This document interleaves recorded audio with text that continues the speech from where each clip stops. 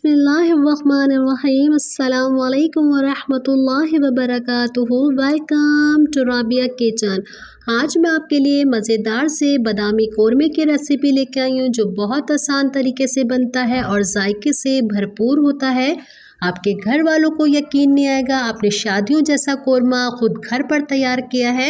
मेरी वीडियो को पूरी वॉच कीजिएगा, कहीं कोई चीज़ आपसे मिस ना हो जाए। आए बनाना स्टार्ट करते हैं। 1 किलो मैंने मटन लिया है। बिल्कुल आप इससे चिकन से और गोश्त से भी बना सकती हैं। 4 मैंने बड़े साइज़ की प्याज ली है जिसे बारीक सी स्लाइसर से काट लिया है। एक कढ़ाई रखेंगे और 1.5 कप जितना हम इसके अंदर घी डालेंगे। कोरमा जो बेहतरीन बनता है वो घी के अंदर बनता है, जो लाजवाब टेस्ट आता है बाज़ारों जैसा। और इसके अंदर हम कटी हुई प्याज डालेंगे और प्याज को डाल के मुसलसल हम हिलाते रहना है।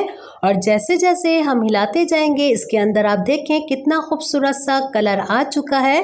इस सारी प्याज को हम पहले निकाल लेते हैं और सारी प्याज मैंने निकाल ली है। इसी कढ़ाई के अंदर घी के अंदर हम सारे गरम मसाले डालेंगे साबुत। लौंग, दालचीनी, काली मिर्चें, बड़ी इलायची, छोटी इलायची डाल दी कि गरम मसाले का हमारे घी के अंदर अच्छा सा फ्लेवर आ जाए और अच्छी सी इसके अंदर खुशबू आने लग गई है आप देखें। और इसी के अंदर हम मटन डाल देंगे और मुसलसल इतना फ्राई करेंगे इसे कि इसका कलर चेंज हो जाए। मटन को 10 से 15 मिनट तक हमें फ्राई करना होता है क्योंकि हल्की सी इसके अंदर स्मेल होती है, वो स्मेल हमें ख़त्म करनी होती है। और आप देखें कितना अच्छा सा इसका कलर हमारा चेंज हो गया है। इतनी देर तक मैंने इसे फ्राई किया है। इसी के अंदर हम सीजनिंग कर लेते हैं। 1 टेबल स्पून नमक जाएगा इसके अंदर और 3 टेबल स्पून मैं इसके अंदर लाल मिर्ची पाउडर डाल रही हूँ।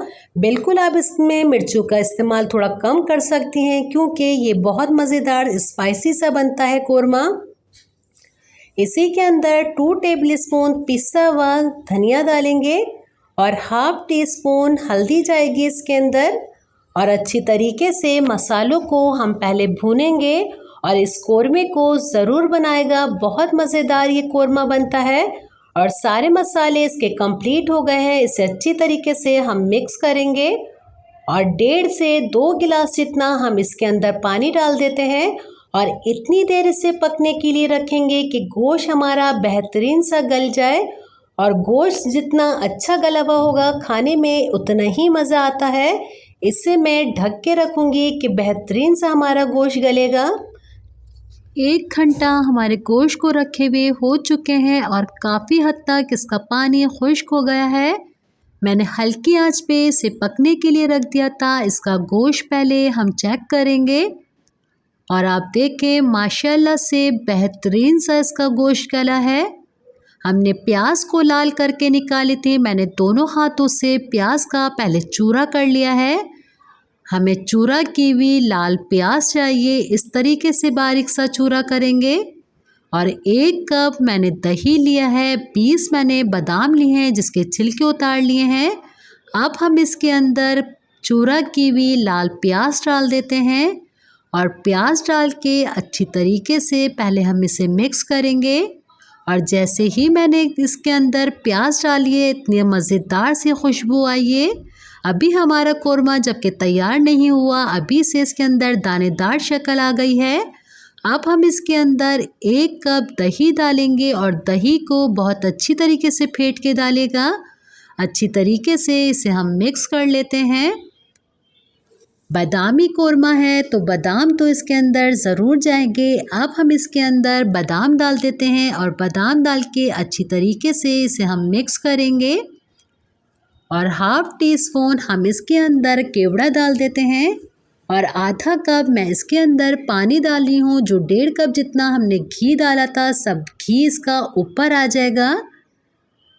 अब हम इसके अंदर 1/4 टीस्पून सब्ज़ इलायची डालेंगे और 1/4 टीस्पून जायफल जौतरी जाएगी इसके अंदर और 1/4 टीस्पून पिसा हुआ गरम मसाला डाल देते हैं।